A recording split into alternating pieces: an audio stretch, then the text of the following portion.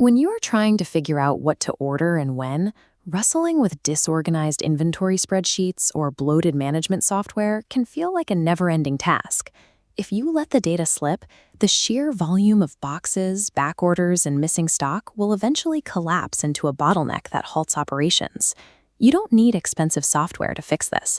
You can build a powerful, automated inventory tracker in about 5 minutes using a tool you likely already use, Google Sheets.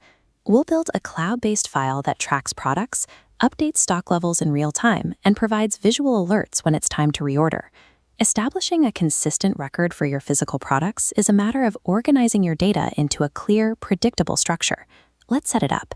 Step 1 is setting up your master list. Open a blank Google Sheet and rename that first tab at the bottom to Products. In the first row, add column headers for product name, description, cost, price, starting stock, and reorder level. You also need a column for the SKU.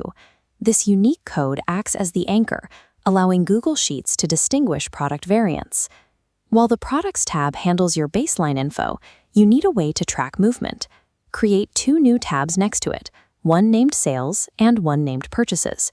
You must follow one strict rule. Every time stock comes in or goes out to a customer, record it on a dedicated row. Separating your static product definitions from your daily transaction logs is the basic architecture required for any automated inventory system. Now head back to your Products tab. We are going to link these sheets together to calculate your current stock levels. The basic logic of the system is straightforward. You take your starting stock, add your incoming purchases, and subtract your outgoing sales. To do this across different tabs, we use the SUM-IF function. This formula looks for matching SKUs and pulls total quantities back into your master list. The formula is equals SUM-IF, open parenthesis, sales B:B for the SKU, comma, products A2, comma, and sales C:C for the quantity. Hit enter, and it instantly displays total units sold. If the cell shows an error, check your syntax. Most issues are caused by a missing comma or a slight misspelling of the tab names. With this formula active, the master list now reacts to every update in your logs without any manual input from you. Automation is only helpful if the data is accurate, and if the sheet tells you exactly when you need to take action. You can have Google Sheets highlight low stock items for you automatically using the conditional formatting tool.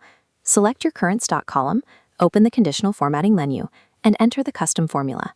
Equals G2 is less than or equal to H2. Now, the moment your inventory drops to your reorder threshold, that cell will turn light red, giving you a clear signal to order more.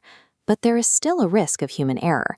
If a SKU is mistyped in the sales log, the formula fails and counts are wrong. To prevent this, go to the Data Validation menu and create a dropdown. This forces users to select from a list of approved SKUs instead of typing them. Implementing these validation rules and visual cues ensures that your stock numbers remain accurate and your reorders stay on schedule.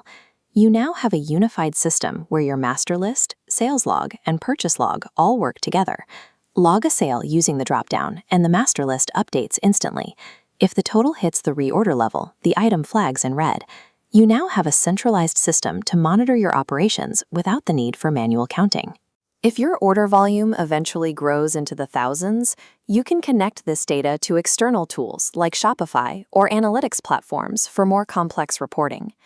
Organizing your inventory data ensures that as your business attracts more customers, you have the structural foundation in place to fulfill those orders accurately.